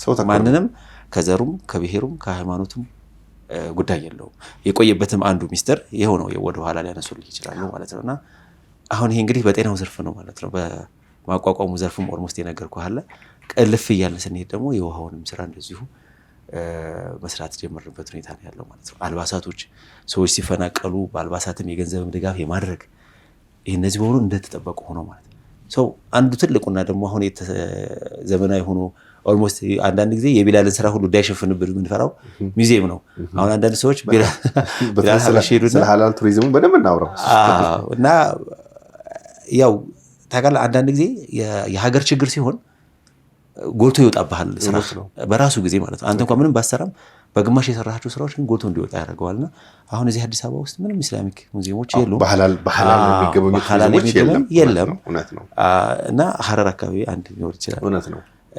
እሱ ብቻም ሳይሆን ደግሞ እንዳልኩህ እስላማዊ ብቻም አይደለም ባህላዊም ታሪካዊም ቅርሶች ደግሞ የያዘ ነው እና ይህንን ደግሞ ሀሳብ አመንጭተን እንግዲህ ያልኩ ነው ይሄ አዳዲስ ሀሳቦች የማምጣት እና ለሀገር የሚጠቅም ለወገን የሚጠቅሙ ነገሮች ላይ ቢላል የሚታወቀው በዚህ ነው ማለት ነው። ያልተዳሰሱና ያልተቃኙ ሀሳቦችን መሬት ላይ አውርዶ ለሌሎች ደግሞ ልምድ እንዲወስዱ ነው የምታደርጉት እና ክፍተቶችን ደግሞ እየሞላ እና ሌሎች ደግሞ ኦን እንዲያደርጉት በማድረግ ረገድ በጣም ተሄዶበታል ማለት ነው። አሁን ይሄ ሙዚየም ከተቋቋመ በጣም ትንሽ ጊዜ ሆነ። በግለሰብ ደረጃ ነው በእነ ኡስታዝ መሐመድ ጀማል ጎናፍር ተጀምሮ ከግለሰቦች ጀምሮ አልተነካም። ባይዘው አሁን የየክፍለ ሀገሩን ብታመጣው ክቡር ጠቅላይ ሚኒስትርም በቅርቡ ዶክተር አብይ አህመድም በቅርቡ ደግሞ ጠቅላይ ሚኒስትር ተመስገን ጥሩነህ ኢቭን የሚድሮክ ዋና ስራ አስፈጻሚ አቶ ጀማል አህመድን እንደው እሱ ደግሞ ቤተሰቦች ሁሉ ነው ይዞ የመጣውና በጣም የሚገርም ሰዎች አይን ማረፊያ የሆነ ሐላል ቱሪዝም ነው የሚፈልጉ ሰዎች ከተማ ውስጥ ያሉ አንድ መስህብ ነው። በተለይ ታሪካዊና እንደዚህ ቁሶችን በመያዝ ማለት ነው። እንደው ቀረ የምንለው ባለስልጣንና እንትን የለም ኦልሞስት ማለት ይቻላል። አዎ ከድሮ ጀምሮ ካሁን ከአዲስ አበባው ክቡር ተክለ አደነች አበቤ ሁሉም ብትላቸው ኦልሞስት ያልመጣው አብዛኛውን የመንግስት ሹመኛና ባለስልጣን በተለይ የሐላል ቱሪዝም ሀሳብ ሲመጣ ቢላል ሀበሽ ነው ይዞ ይመጣው ማለት ነው። ማሳያውም ጥሩ ነው። ስለዚህ ሀገራችን ሐላል ቱሪዝም ዘርፍ መስራትም እንዳለባት የሚያሳይ ትልቅ መነሻና እንደው በቅርብ ጊዜም አይ ቲንክ የሶማሌ ክልል ምክትል ፕሬዚዳንቱም አቶ ኢብራሂም ኡስማንም መታው ጎብኝተው ሀሳባቸውን ሲያሰርፉ አጋጣሚ ነበር አይቻቸው ነበርና መልካም ነው። አዎ በጣም በጣም ከዚህ ደግሞ ውጥት ብለህ ስታየው ደግሞ አሁን ካዘመነው በኋላም እና ደግሞ አሁን አዲስ ነው ባይዘው ሙዚየሙን በጣም ፈሳቱንም እንዲጠብቅ አድርገን ነው ባይዘው የታሪክ ባለሀብት ነን። የሚመጡ ሰዎች በተለይ አሁን የውጭ ጎብኚዎች በጣም ወስተዋል። በጣም ከአምባሳደር ጀምሮ እስከ ስቴት ሚኒስቴሮች ድረስ ያሉ ሰዎች ጉግል በማድረግ የኛ ጥረት እንዳለ ሆኖ አሁን ጉግል ላይ ራሱ በጣም ሊጎበኙ ኢትዮጵያ ውስጥ ሊጎበኙ የሚገቡ ቦታዎች ውስጥ ብትገባ አንዱን ቢላል ሀበሽ ነው የምታገኘው። እና ብዙ ሚዲያዎች አንዳንድ ሚዲያዎች ጋር የምንጣላው ምንድነው እናንተ ጋር እንመጣ ነበር ሙዚየሙን ፈልገን ምናምን ይሉናል። እኛ ደግሞ ቢላል ሀበሺ ሙዚየም ሁሉ እየተባለ ነው ያለነው። ዋናው ቢላል ሀበሺ ወጣው አንዱ የቢላል ሀበሺ የሥራ ዘርፍ ነው እንጂ ቢላል ሀበሺ የሚባል ሙዚየሙ አለ። ግን አንዱ የቢላል ሀበሺ የሥራ አካል ወይም ደግሞ አንዱ የትኩረት አንዱ ምናልባት ከ16 ከ17 ስራዎቻችን ውስጥ አንዱ ስራ ነው። ስለዚህ ዋናው ሰው የተሸፈነብን ለምን ጎልቶም ወጣ፣ እንደ ሀገርም ያለው ሚና ከፍ አለ። ኢቨን እኛም አሁን ደግሞ ይሄንን ታሳቢ በማድረግ አዘምነን በጣም በትልቁ ይሉናል የሚመጡ አሁን በአፍሪካ ደረጃ ያሉ የሙዚየም ኤክስፐርቶች ይመጣሉ። በአውሮፓ ደረጃ ያሉ የሙዚየም ኤክስፐርቶች ተደራጅተው ሁሉ ይመጣሉ፣ ይጎበኛሉ። እንደውም አቶ ጀማል በነገር ላይ እንደውም የስንት ዓመት ጀበና ነው ቅርብ ጊዜ ወደ ማዕከሉ የመጣው። እሱ ራሱ አስገራሚ ነገር ነው። 100 ምናምን ዓመት ነው አይደል? የሚገርም ነው። እንግዲህ ቅርስ ተብሎ እውነት ነው። እንግዲህ ዛሬ በዓል ነው። ተመልካቾች እንግዲህ ቤታቸው ቁጭ ብሎ ቤት ያፈራውን ነገር እየተዘያየሩ እየበሉ የተዝናኑበት ያለበት ሁኔታ ነው ያለውና እንደው ለኔም ፕሮግራሙ በግሌም መስጦኛልና ለመላው የእስልምና እምነት ተከታዮች እንኳን ለኢድ አልፍጥር በዓል በሰላም አደረሳችሁ። ሌላኛው ጥያቄ የሚሆነው ኡስታዝ እንግዲህ ቢላል ሀበሺ ትልቅ ተቋም ሆኖ በአብዛኛው የሚዲያ ሰዎች ጋር ግን ቢላል ሀበሺ ሙዚየም ተብሎ ነው የሚታወቀውና አቶ ጀማል ይሄን ቅድም ሲያነሳ ነበር፣ ትንሽ ትኩረት ስቧል ማለት ነው። በተለይ ይሄ እንደው ግን ይሄ ሙዚየም ለማቋቋም ምን አነሱት? ሲያቋቁሙ ያጋጠሙት ነገር ምንድነው ኡስታዝ? ሙዚየም እንግዲህ ከሁሉ በላይ ሀቂቃ ከዚህ ከበጎ ስራው ይበልጥ በእኔ ላይ ጫናና በጣም የፈጠረብኝ ያው ሙዚየሙ ነው። ያው እሱ የመጀመሪያም ሀሳብ ነበረኝ። በቃ የሙስሊም ማህበረሰብም እንደ ኢትዮጵያም እንደ ሀገርም ታሪክ ላይ መስራት አለብን። ምክንያቱም ታሪኩን ያላወቀ የሆነ ሰው ወደፊት ብርሃናዊ ጉዞ ሊጓዝ አይችልም። ሁልጊዜ የኋላውን ታሪክ መርሳት የለበትም። አብዛኛው የሰለጠኑ ህዝቦችን ያየን ከሆነ የታሪክ ቅብብሎች ነው የሚያደርጉት እና እስላምም ይሄው ነው የሚያሳየው። እና እኛም ያው የታሪክ ቅብብሎች ማድረግ ስላለብን የትውልድ አንዱን ትውልድ ሊተካና አንዱ ትውልድ ሊያውቀውና ሊረዳውና ልምዱንና እውቀቱን እና ጥንካሬውን ጀግንነቱን ሊረከበውና ይዘው ሊሄድ የሚችለው የኋላ ታሪኩን ሲያውቅ ነው። ያላወቀ ማህበረሰብ ያላወቀ ትውልድ ያው መሀል ላይ ሆኖ ያው የጠፋ ነው የሚሆነውና ስለዚህ ይሄ ስላለ ታሪክ ላይ ማወቅ አለብንና ታሪካችን መሰብሰብ አለብን የሚል እንትናል። ምክንያቱም አንድ ሰው ስታየው ሁሌ መሆን ያለበት ብለህ ስታስብ እንደው ሸሪዓውም እኮ እኛ ዲናችንም የሚያዘው አንዱ ትልቁ ነገር ምንድነው? አንብብ ነው ኢቅራ ነው። እና ይሄ ማህበረሰብ ይሄ ሙስሊም ማህበረሰብ አንባቢ ማህበረሰብ ነው ማለት ነው። ግዴታ ነው፣ እንደውም ትእዛዝ ነው እኮ። ያነበበውን ነው እንግዲህ አንብቦ ደግሞ መረዳት፣ የተረዳውን ደግሞ መስራት ነው። ይሄ ነው የሚፈልገው። ስለዚህ አንዱ ነገር እንግዲህ አንባቢነቱ ታሪኩን ማንበብ ነው፣ መረዳት ነው፣ ማየት ነው። ስለሆነ ስለዚህ ትውልድ በተለይ ለወጣቱ ትውልድ ከወዲሁ እድሜው እኛን ጊዜ ሳይሄድብን ማስተላለፍ አለብን የሚል ሀሳብና ጭንቀት ነበረብኝ። ሀይቃ ነበረብኝ በጣም። ያው እንግዲህ እኔ ስል ያው እኔነት ለመግለጽ አይደለም እውነቱን ለመናገር በሚል ነው። በዚሁ አጋጣሚ ያው ይሄ እያለኝ እንደው አላህ ጀዛውን አላህ ይስጠውና እንደው ዶክተር ሐሰን ካው ይሄ ወንድም እንደው ያው እሱም እንግዲህ ያው ያሳደግኩትን ተርቢያም የሰጠሁትን ወንድም ነው። ተርቢያ ማለት ስነ ምግባርን ያስተማርኩት ዲንን ያስተማርኩት ወንድም ነው። ታናሽ ወንድሜ ነው እና ያው እንደ ልጄ ባይሆንም እንደ ልጄ ነውና እሱ ጋር በቃ እሱ ደግሞ በዚህ ነገር ላይ ጥሩ የሄደበት መንገዶች ስላለ ዩኒቨርሲቲም ዩኒቨርሲቲ ማስተማሪም ስለነበር አሁን ውጭም ላይ ነው ያለው። ኢንሻአላህ ይሄ ወንድም ያው እሱ ጋር ተማከር በጣም አገዘኝ። እሱም በጣም ከፍተኛ የሆነ ፍላጎት ስለነበረው አላህ አገናኘን እና አስታውሳለሁ ሳባ የሚባል መስጊድ ላይ ቁጭ ብለን በቃ እዛ ላይ ሹራ አደረግን፣ አውጠነጠን፣ አሰብን እንዴት እንጀምር በሚል ሁለታችን ያው እኔ ሁሌ መነሻ ሁልጊዜ ምን አደርጋለሁ አንድ ነገር ከማድረግ በፊት ሹራ አደርጋለሁ፣ ከአላህ ጋር ደግሞ እስቲኻራ አሰግዳለሁ። አላህ እስኪ ነገር ምረጥልኝ የሚል ሁሌ ዱዓ አደርጋለሁ። ሁሌ እንደው ሀይቃበን ሐኪም ቤትም ከመሄድ በፊትም ሰግጄ ነው የሚሄደው። የሚሄድበት ሐኪም ስበብ ነው ምክንያት ነው እንጂ አድራጊና ሻሪው አላህ ነውና በሚል እሱ ነው። ይሄ ነው በቃ ማንም ሰው ጋር ቢሄድም ይሄ ባህሪ ነው። ማንም ድርጊትን ባደርግም መጀመሪያ አላህ ጋር ዱዓና ሰግዳበታለሁ። ከዛ ደግሞ ያው ሹራ አደርጋለሁ። እዚህ እንደምናደርግ ተመካከሩ፣ አብረን ወሰን እሱ መንገዶች ማሳየት ጀመረ። እኔም ትንሽ ቤቴ ነበር እና እሱ ጋር ሆነን ለዛን መሰብሰብ ጀመር። ያችን የሰበሰብኩ ቤት አስቀምጣለሁ። ከእሱ ጋር እንሰበስባለን። እሱ ሄዶ ይሰበስባል፣ እኔም ጋር እንሄዳለን። እንገዛውን እንገዛለን፣ የምንጠይቀውን እንጠይቃለን። እያደረግን መሰብሰብ ጀመር እና በዚህ ላይ ያው ክብደቱ ምልህ ምንድነው አንድ ሰው የአያቱን የቅድመ አያቱን ሀብቴ ነው የሚለውን ነገር አሳልፎ ለአንተ ሊሰጥህ አንደኛ በቃ እምነቱ በአንተ ላይ ያለው እምነት ትልቅ መሆን አለበት። ትልቅ ሀብት ነው አሳልፎ የሚሰጥህና ያንን ማግኘትና መጠየቅና ማግኘት አልሐምዱሊላህ አላህ አገራልን። ከባድ ነበር እና ሰዎች የአያቶቻቸውን የአባቶቻቸውን ቅርሶች አሳልፎ ይሰጡን ጀመር።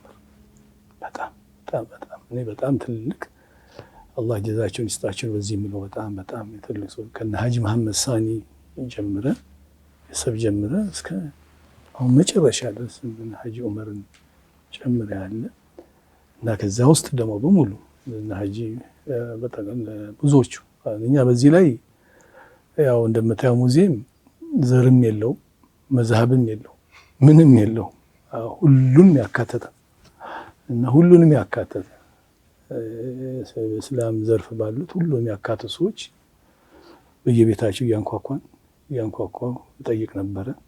ልክ እንደ ብሩ ማለት ነው። አዎ ታሪካዊ ነገሮችና ቅርሶችን ማሰባሰብ። ስለዚህ የሚሰጡኝ በእንደዛ አይነት አሰባሰብ ትልቁ በጣም ትልቅ የሆነ ከበጎ አድራጎቱ ገብቶ ይበልጥ ትልቁ ሙዚየምን ማሰባሰቡ ላይ ነበረ። አልሐምዱሊላህ አላህ ፍቃዱ ሆኖ አሳካልን።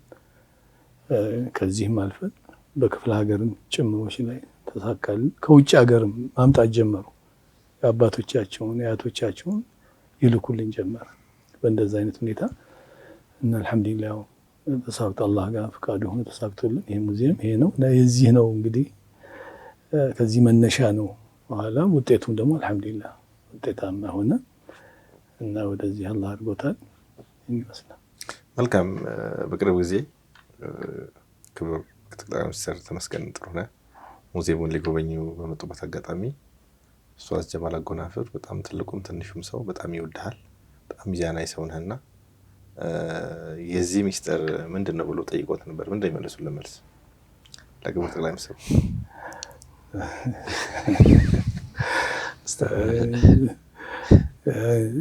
ከእሳቸው ጋር ያው እዚህ በሙዚየም ሲጎበኙ ጊዜ ያው እኔ አልነበርኩም፣ አልተገናኘንም። ግን ከዛ በኋላ ግን ያው እንደመጣው ከአንድ ሁለት ሶስት ቀን በኋላ ግን ያው ተገናኝተን ነበረ በቢሮአቸው። ጠቅላይ ሚኒስትሩ በጣም እኔ በጣም ያው የቢላልን በጣም አድርገው እንግዲህ የራሳቸው አድርገው ነው ወሰዱት። አንዱ የሐላል ቱሪዝም የማህበራዊ ገጽ እንትናቸው ላይ አንዱ የሐላል ቱሪዝም ሴንተር ነው ብለው ነው የጻፉት ቢላል ሀበሻ በጣም እና ያው በዚሁ አጋጣሚ ያው እንግዲህ አንተ እንደው አነሳው ያው እንዴት ነው የብዙ ሰዎች ጋር ያለ ሁኔታ ከጅማሬ ያስከውን ከጅማሬ የጠየቀኝ ጥያቄ ወደዛው ልመለስና ከግራም ከቀኝም ያለው ሰው እኔ ለቢላል ውጤቱ ይሄን እዚህ መግዘፉና አላህ ጋር እንዲመሆኑ ውጤቱ ትልቁ ውጤት የአላህ ነው። እውነት ነው። እኔም ያልኩትም እውነትም ይሄ ነው። አንዱ ይሄ የአላህ Subhanahu Wa Ta'ala ጌታችን ፍቃድ ነው እሱ ነው የአላህ ነው እንጂ የኔ አይደለም ወይም የኔ ጎን ያሉ ሰዎች አይደለም እንጂ የአላህ ነው። እሱ የአላህ ተውፊቅ ነው። ከዛ በመቀጠል ያለው እንደው አስተዋውሳለሁ የተከታዮች ነው። ይሄ ነው እኔ ያልኩት። ምክንያቱም ሰይድና አሊ ረዲየላሁ ዐንሁ ያው እንግዲህ ከሙስሊም አንዱ ታላቅ መሪ ከነበሩት ናቸው። ረሱላህ ሰለላሁ ዐለይሂ ወሰለም በኋላ እና እሳቸውን አንድ በዘመናቸው ያው ብዙ አደጋዎች ተፈጥረው ነበረ። ብዙ ግጭቶች ነበሩ፣ አለመግባባቶች ነበሩና ብዙ ነገር ተፈጠረባቸውና እና በዛ ወቅት ላይ ያሉት ሰዎች ጠየቋቸው፣ በእርስዎ ዘንድ ላይ ፈተና በዛ፣ ፊትና በዛ።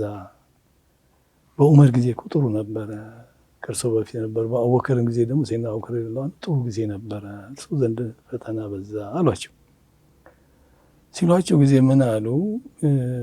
አቡበከርና እኮ ዑመር የሚመሩት የነበረው እኔን ነበረ፣ እኔ እኮ የምመራው እናንተን ነው አላቸው። እናንተ አስቸጋሪዎች ናቸው፣ እናንተ ነው ዑመር ያለሁት። ስለዚህ ዑመርማ እኔን የመሳሰለ ሰው ነበር የሚመራው። ለዚህ ነው ከውጤቱና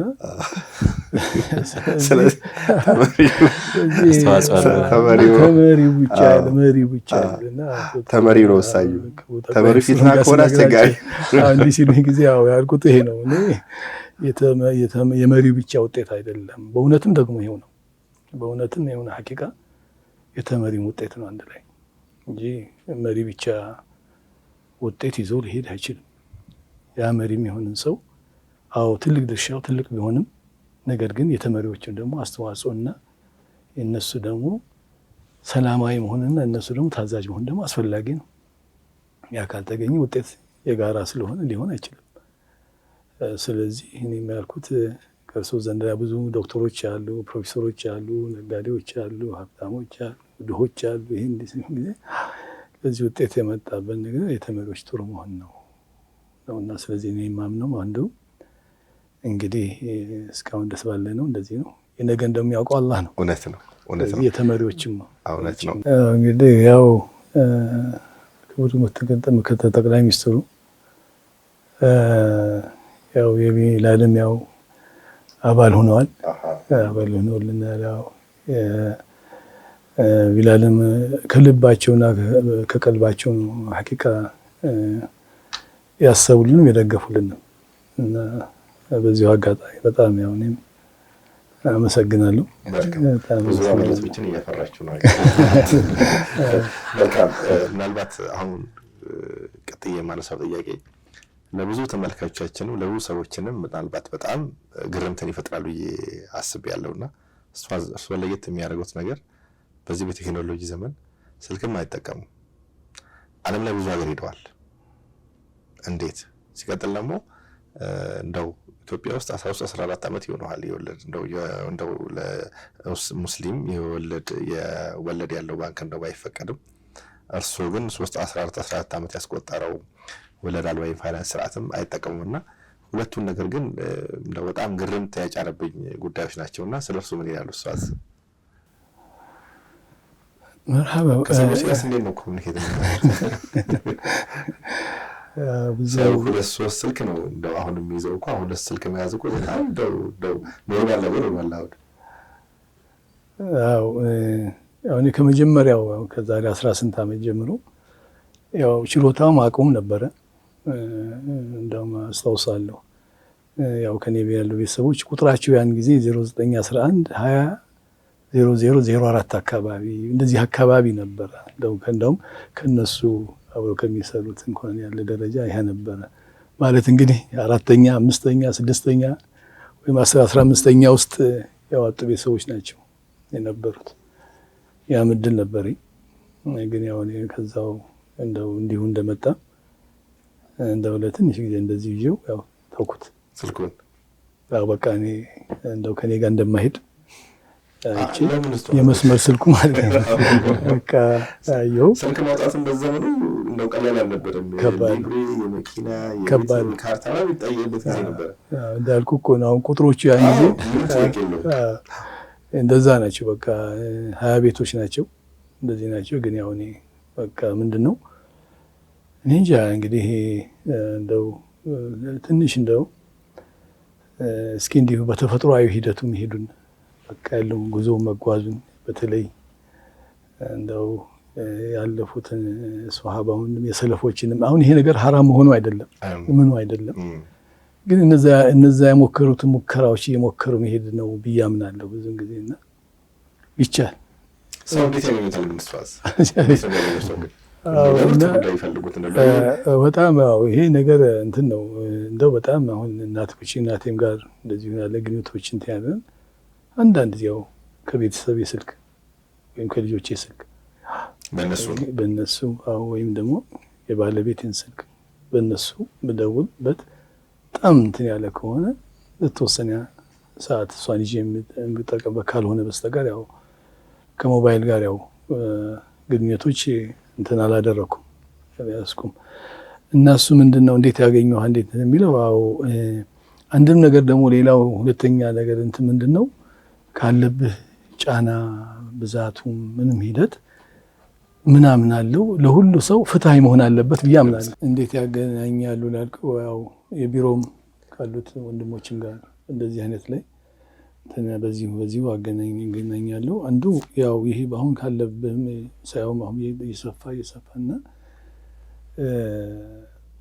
እኔ ቴሌፎን ከያዝኩኝ አንደኛ ሁሉም ሰው ማስተናገድ መቻል አለብኝ፣ ፍትሃዊ መሆን አለብኝ።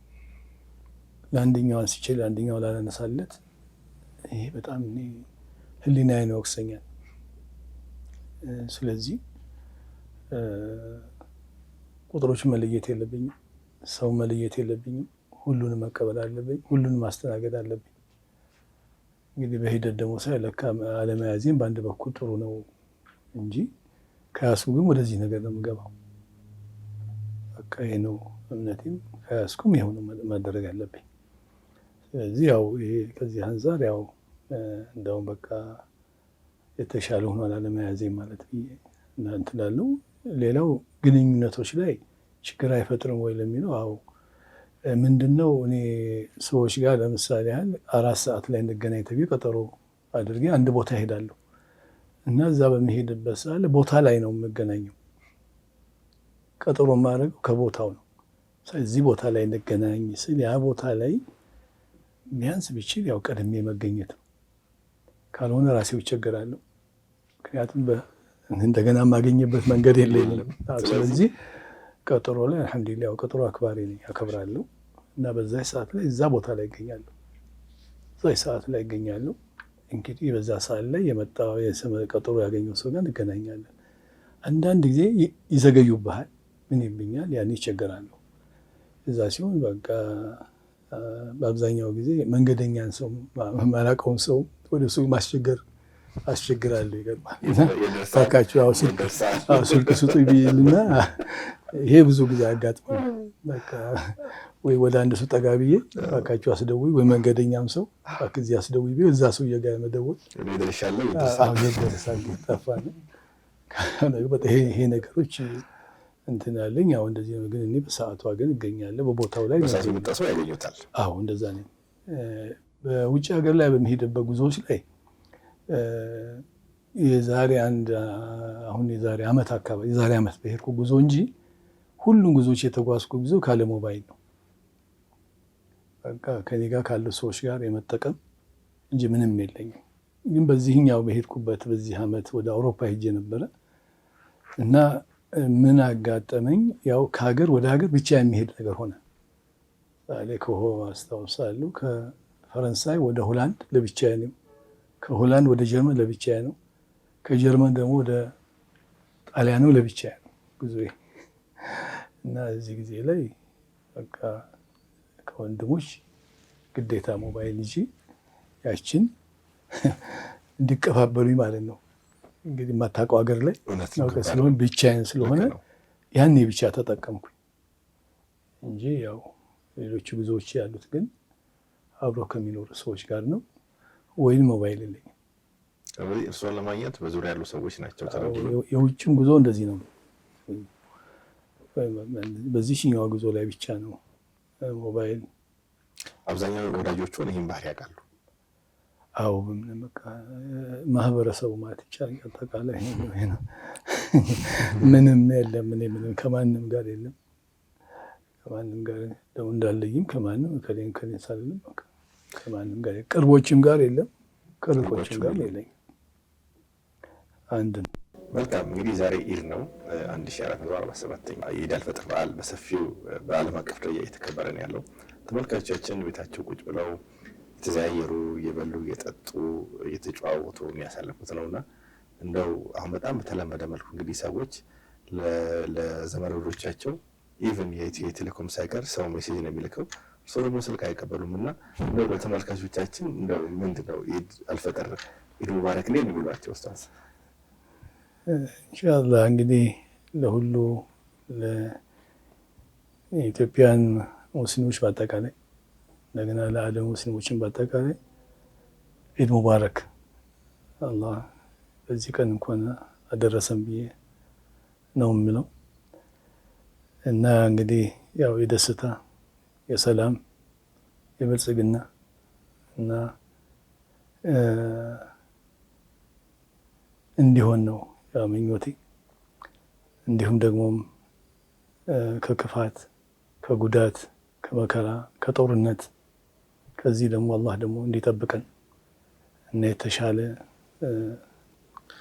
አመት እንዲሆን ነው ምኞቴ። የምንዋደድበት የምንከባበርበት አንድ የምንሆንበት እንደዚሁ መርሐባ።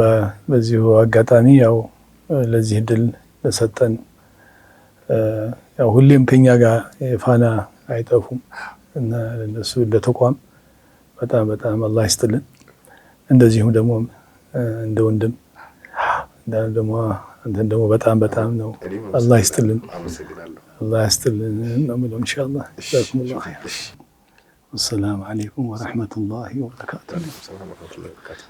ተመልካቾቻችን እኛም በሰፊው የፋና ሚዲያ ኮርፖሬሽን ተመልካቾች ስም እንደዚሁ እንዳጠቃላይ ለቢላል ሀበሺ ስታፎችም የማኔጅመንት አካላትም በመስራቸው ለእርሱ ቤተሰቡም እንኳን 1447ኛው የኢድ አልፈጥር በዓል ኢድ ሙባረክ እንላለን።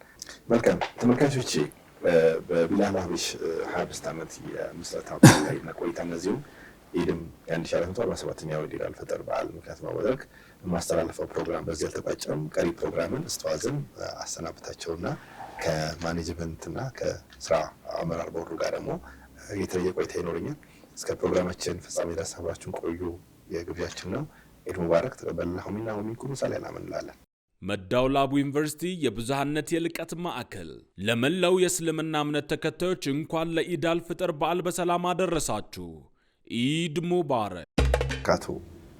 እንኳን ለ1447ኛው የኢድ አልፈጥር በዓል በሰላም አደረሳችሁ። ኢድ ሙባረክ ተቀበልናሁ ሚና ወሚንኩም ሰላም እያልን በቢላል ሀበሺ በመገኘት የ25ኛ ዓመት የምስረታ ዓመታቸውን በማስመልከት እንደዚሁ ደግሞ የኢድ በዓልን ከነሱ ጋር እያሳለፍን ያለ ነው። በተለይ ዋና የቢላል ሀበሺ መስራች የሆኑት ኡስታዝ መሐመድ ጀማል አጎናፍር ሰፊውን የቢላል አመስራትና እንዴት ተመሰረተ አሁን ያለበትን መሰል ጉዳዮችን ከስራ አመራር ቦርዱና ከስራ አስኪያጁ ጋር ሰፊ ገለጻ አድርገውልኛልና ነው በዋነኝነት ኡስታዝ ሲያነሱ የነበረው ደግሞ ሌላ ግለሰቦችና ስሞትንና በቢላል ሀበሺ ውስጥ ያሉትን የፊቱንም የአሁኑም ድርሻዎትን ቢነግሩ።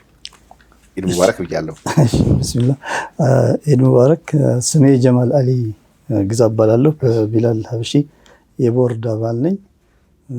ካስፈለገም እንግዲህ መስራች ከመስራቾች አንዱ ነኝ። ለመላው ኢትዮጵያ ሙስሊም እንኳን ለኢድ አልፈጥር አደረሳችሁ እላለሁ። ለተመልካቾችም እንዲሁም ለአንተም እንኳን ለኢድ አልፈጥር አደረሳችሁ እላለሁ። ፖዚሽን ይሄው ነው በቢላል ያለው።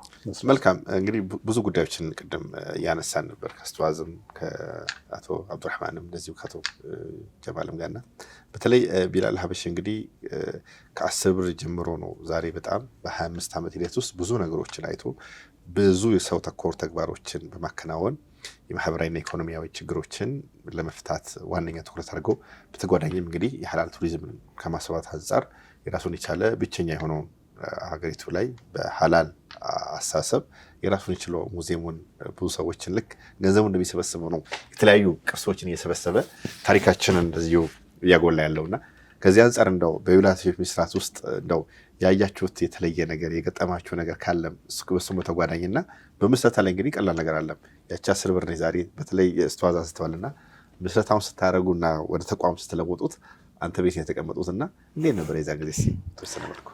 አመሰግናለሁ። ያው ምንም ነገር ከትንሽ ነው የሚጀምረው። እንደምታውቀው ሀሳቡን ጥቂቶች ያስቡታል፣ ከዛ ብዙዎች ይጋሩታል፣ መጨረሻ ላይ ደግሞ ያው ህዝባዊ ይሆናል። የህዝብ ሀገር ይሆናል እና እንግዲህ ቀደም ብለን የምንተዋወቅ ጓደኞች አለን። ምናልባት ከቢላል ምስረታ ከ10 ዓመት በፊት ኦልሞስት 35 ዓመት በለው እንጃ እድሜህን አላውቅም። ያንተ ከአንተ እድሜ በፊት እዛኛው አካባቢ ነው። ከአንተ በፊት በምንተዋወቅ ነው የነበር ጓደኛሞች ነን በተለያየ ኦኬሽን።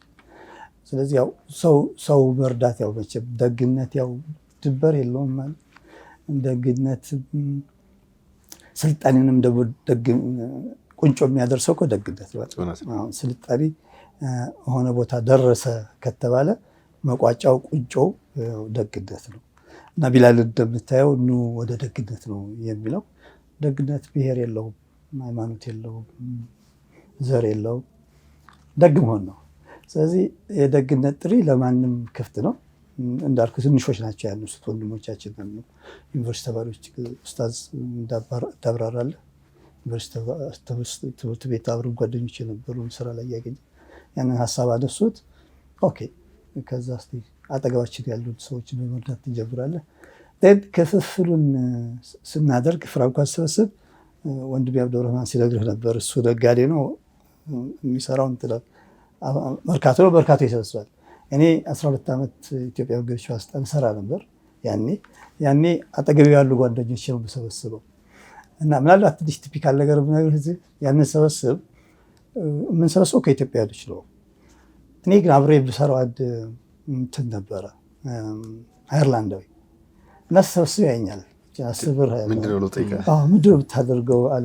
ይሄ ለኒዲ ፐርሰኖች እየሰበሰብን ነው እና ይቺን ሰብስበን የሆነ ነገር እናደርጋለን አለ። እኔ መሳተፍ እችላለሁ አለ። ያኔ ያው ለሌላ ሰው አይፈቀድም፣ ግን በልዩ ሁኔታ ለሱ ተፈቀደ። ሊገርምህ ከሁሉም ከሚሰጠው ገንዘብ ትልቅ ገንዘብ እሱ ነበር። ያኔ 60 ብር ይሰጠን ነበር እና እስካለበት ኮንትሪቢዩት ያደርግ ነበር እና ይኸው ነው ደግነት። ያው ይወራል እውነት ነው እንደዚህ የሆነ ከዛ ቅድም እንደተብራራው ተቋም መሆን የግድ ይላል። ተቋም ካላልከው አይተላለፍም። ሰው ላይ ተንጠልጥሎ እንዳይቀር በምን አግባብ ይሁን ሰውንም የሚያሰባሰብ የሚለው እንዳጋጣሚ እኔ በነበርኩበት አውቶቡስ ተራ አካባቢ ነበር ቤቴ። ባዛ የመሰላቢ ኤሪያ እዛ ነበር ብለው እዛ የመጀመሪያውን ስብሰባ አድርገን እኛንም እንደ ሰው ቢያሰባስበን እርዳታውንም ደግሞ በቅርብ ለማድረግ እንድንችል ያው እድር ከአባቶቻችን የመጣ እድር አለ። መደጋገፉ ሞቱ ላይ ምን አለ። ግን ያው የቢላል ቢለየው እድሩ ለአባሉ አይደለም የሚያገለግለው ለልማቱና ለሌላ ሰው ነው የሚያገኘው። የቢላል ለይት ቢያርግ ሲመሰረት እንደዛ ነው የሆነው። በአጋጣሚ እንደዛ ሆነ። አሁን አባላቱን ብትጠይቀው ምን ወሰርክ ብትለው ምን ወሰርክ ሊል አይችልም። ምናልባት አንደው ቅድ ወንድሞቼ አላነሱት ከሆነ ቢላልን ካቆይት ነገር አንዱ ቢላል ጋር መተህ መስጠት እንጂ መውሰድ የለም። ልውሰድ ብትልም አጋጣሚም የለህም፣ ሩምም የለህም። አንዱ ገንዘቡን፣ አንዱ ሀሳቡን፣ አንዱ ጊዜውን መጥቶ ይሰጣል። ስለዚህ ላለመግባባት ብዙም ብሩም የለህ። ቴክኒካሊ በሀሳብ ልትለያይ ትችላለህ። እንደ ማንኛውም ተቋም ቴክኒካል ሀሳቦችን ታቀርባለህ። ስለዚህ ብዙዎች ደው ይላሉ እንዴት ሳትጣሉ ሲሉ አንዱ ቢስጥር ሌሎች ተጨምሮ ከሁሉ በላይ የአላህ እገዛ አለበት። ከዛ በመቀጠል ግን የዚህ አይነት መግባባት አለው። እንደ ቢስጥሩ የምትሆነው ማንም ሰው ቢላል በቶ ሊሰጥ እንጂ አይወስድም፣ ለመውሰድ እድሉ የለውም። ስለዚህ ይሄን አቆይቶታል ብዬ አምናለሁ እና በዛ መልክ ነበር የምናሰባስበው። እንግዲህ ሌላውን ሌሎች ስለገለጹልህ መልካም። ይሄ ትልቅ ነገር ነው። በተለይ እድር ሲባል ኦብቪየስሊ በችግርም በሀዘንም በደስታም ጊዜ ነገ አገኛለሁ ብለህ ነው በውሉ በተስማማው መሰረት የምሰጠው። ይሄ ደግሞ ለየት የሚያደርገው ነገር የአባላቶቹ ያወጣሉ እንጂ የሚጠቀሙት ነገር የለም። እንደተባለውም ቢላል ሀበሽን ከዛ በኋላ ግዙፍ ተቋምን መስርቶ እንግዲህ በጣም አርአያነቱ መስራት ብቻ ሳይሆን በጣም ያልተዳሰሱ አካባቢዎች ላይ በመግባትም የተለያዩ ነገሮችን የተገነውናልና ምናልባትም ይሄ በጣም ለየት የሚያደርገው መሰል ከምናውቃቸው እድሮች አላማውም ኢላማውም የተለየና ነገር ነው። መልካም። አሁን ቅዳሜ ላይ ራሱ የሚደረጉ ስብሰባዎች አሉ። ቦርዱ አሁን በሳምንት አንድ ቀን ሌላ ተቋም ላይ በሳምንት አንድ ቀን የሚሰበሰብ ቦርድ እኔ በህይወቴ አጋጥሞኝ አያውቅም። አመራር ያው ከፍተኛ አመራር ስለሆነ እንደው ፈጠነ እንኳን የሚባል ኬዞች ካሉት በወር ይሰበሰባል ወይም በ2 ወር ነው የሚሰበሰበው። ስለምን ረጅም ጊዜ ነው። እነዚህ ወንድማማቾች ግን እዚህ ጋር መጥተው መገናኘቱንና ሀሳብ መለዋወጡ በጣም ይፈልጉት እና አንዱ አሳምቡሳ ይዞ ይመጣል፣ አንዱ ሙዝ ይዞ ይመጣል፣ አንዱ ሃይላንድ ይዞ ይመጣል። እዛ ውስጥ ከቤቱም ይዞ ይመጣል። ያን ሁሉ አድርገው እዛች ውስጥ ላይ ያንዳንዷን ውሃውን ሁሉ ኤቭሪቲንግ ተጠቅሞ ቅዳሜ ቀን ኢቭን ለሌሎች ሰዎች ሁሉ ይተርፋሉ በጣም በሚገርም ሁኔታ። እና ቀደም እንደተባለው የቢላል አባል መሆን በተለይ የቢላል አማራር መሆን ተጨማሪ ኤክስትራ ኮስትና ተጨማሪ ጊዜን አባክነህ በአላህ ዘንድ የተሻለ ነገርን አገኛለሁ ከማለት ውጪ እንደው ዝም ብሎ እንደማንኛውም ተቋም የእውቀትህንና ጊዜህን ብቻ ሰጥቼ እመለሳለሁ የሚባል ነገር አይሰራም ማለት ነው። ውይይት እናደርግ፣ ፈንድሬዚንግ ልናደርግ፣ ኦንላይን ፈንድሬዚንግ ኦቨርናይት አድሮ ከኪሱ አዋጣ ይባላል። በጣም የሚያጅህ ነገር ማለት አዋጥቶ የዛች የሌሊቷን ወጪውን ይሸፍናል። ሌሊት ላይ ቁጭ ሲል የሚጠጣት ውሃ የሚጠጣት ቡናና ሻይ ከየቤቱ ይዞ ይመጣል። ከሌለው ደግሞ አዋጥቶ ገዝቶ ይሄዳል ማለት ነው። ይሄ ሁሉ ከእሳቸው ጋር የመጣ የረጅም ጊዜ አታችመንታቸው ጭምር ነው።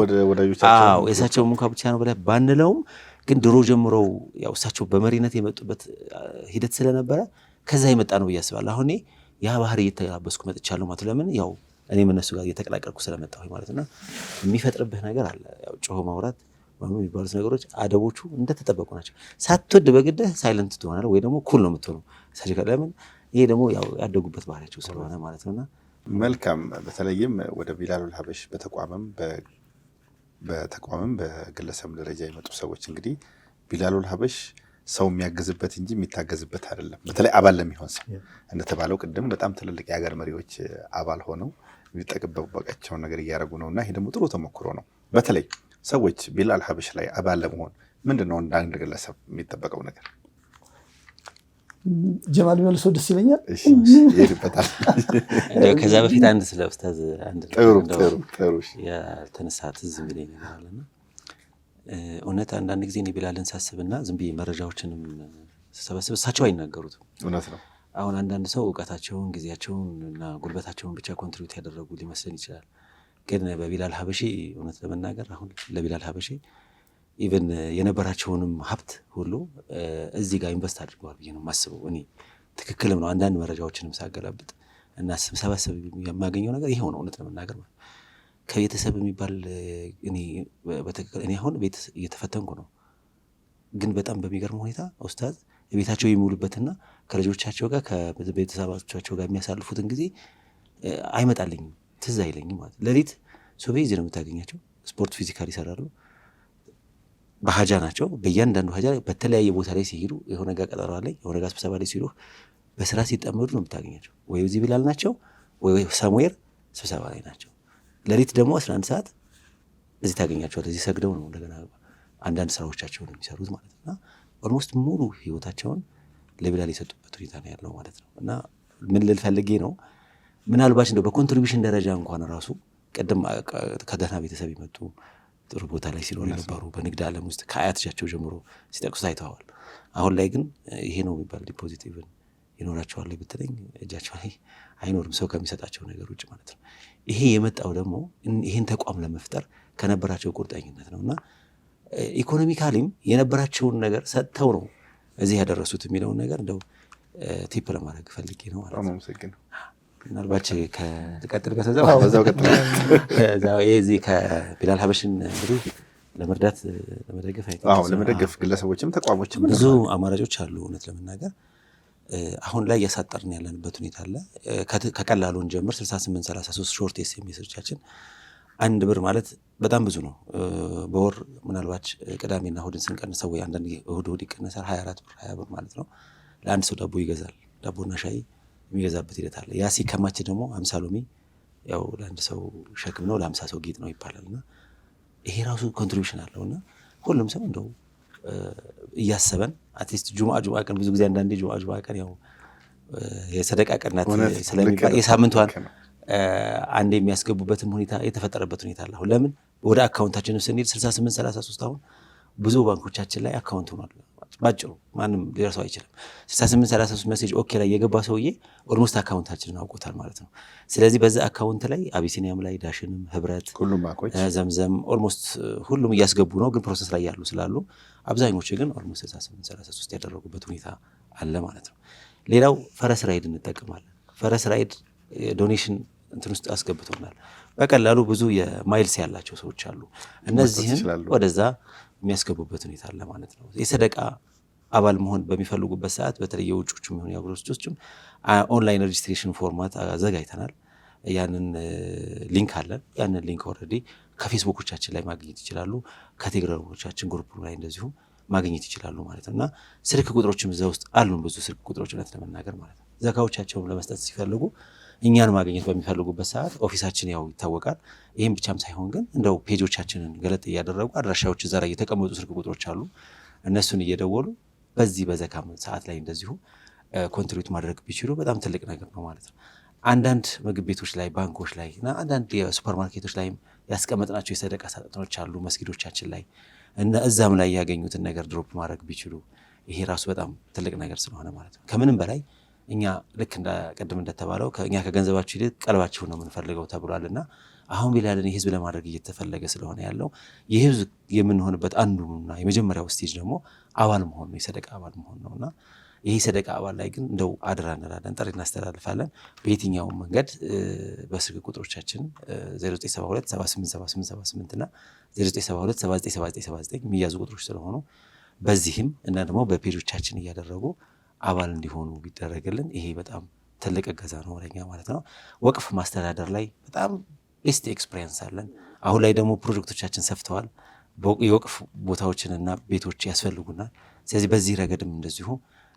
በጣም ብዙ አቅም ያላቸው ሰዎች እንዳሉ እንረዳለን ስለዚህ ንብረታቸውን ትተው እድሜያቸውን ጊዜያቸውን ቤተሰቦቻቸውን ሰውተው ይህን ተቋም ፈጥረዋል ስለዚህ እንደዚህ አይነት እንደ ቢላል አይነት 50-60 ዓመቱ እንኳን ቢኖር በቂ አይደለም ለኢትዮጵያ ስለዚህ እንዲህ አይነት ተቋማት እንዲፈጠሩ ደግሞ አሁን ላይ ገዛ ይፈልጋል እንደዚህ ወቅፍ ቦታዎችና ሌሎች መሰል የሚያዩ አቅሙ ያላቸው ሰዎችም ወቅፎችን ቢሰጡን በዚህ ረገድ እኛ አስተዳድረን ለማህበረሰቡ የሚጠቅሙ ነገሮችን ለማድረግ ረገድ ያው ዝግጁ ነን ማለት ነውና ሁላችንም እንረባረብ የቻላችሁትን አስተዋጽኦ አድርጉ ለማለት ነው በእኔና በቢላል ሀበሽ ቤተሰብ ስም እንደገና በድጋሚ ላመሰግን ወዳለሁ በዚሁ አጋጣሚ ድንገት ብዙ ወሬ ስለበዛሁኝ ድጋሚ እድል ካላገኘሁኝ በመላ ኢትዮጵያ ለሚኖሩና ከመላው ኢትዮጵያ ውጭ ለሚኖሩ ሙስሊም እምነት ተከታዮች እንኳን ለ1447ኛው ኢድ አልፈጥር በዓል በሰላም አደረሳችሁ ብዬ በእኔና በቢላል ሀበሽ ቤተሰብ ስም ማመስገን እፈልጋለሁኝ እኛም በድጋሚ እንኳን አደረሳችሁ እንላለን ይባረክ መልካም እንኳን ለኢድ አልፈጥር አደረሳችሁ ኢድ ሙባረክ ላለው ለቢላል ቤተሰቦች እንዲሁም ለቤተሰቦቼ ለእናቴ እንዲሁም በተለያየ አካባቢ ለምትገኙ ልጆች ውጭ ላላችሁ ልጆችም ጭምሩ እንኳን ለኢድ አልፈጥር አደረሳችሁ እላለሁ እናመሰግናለን እኛም እንኳን አደረሳችሁ እንላለን አብዱራህማን ማሻአላህ እንግዲህ በሀገር ውስጥ ሆነ በውጭ ለምትገኙ መላው ኢትዮጵያ ሙስሊሞች እንኳን ለ1447ኛው ኢድ አልፈጥር በሰላም አደረሰን እላለሁ كل عام وانتم بخير تقبل الله منا ومنكم صالح الاعمال ተመልካቾቻችን የ1447ኛው የኢድ አልፈጥር በዓል ምክንያት በማድረግ ከቢላል ሀበሽ መስራቾች እንደዚሁም የተለያዩ የሥራ ባልደረቦች ጋር ስናቀርብ የነበረው ፕሮግራም በዚህ ይቋጫል ከቀሪ የፋና ሚዲያ ኮርፖሬሽን ፕሮግራሞች ጋር በቤታችሁ የተዝናናችሁ የበላችሁ የጠጣችሁ መልካም ኢድ በዓል እንዲሆንላችሁ ፈልጋለሁ ኢድ ሙባረክ ተቀበለላሁ ሚና ወሚንኩም صالح الاعمال عيد مبارك علينا وعليكم እዝነት ፍቅርን ተላብሰን የችግረኛን ደጃን ኳክተን ካለን ምንቸረው ሳቅ ውዴታ ዛሬ ነው ቀኑ የኛ ደስታ ዒድ ሙባረክ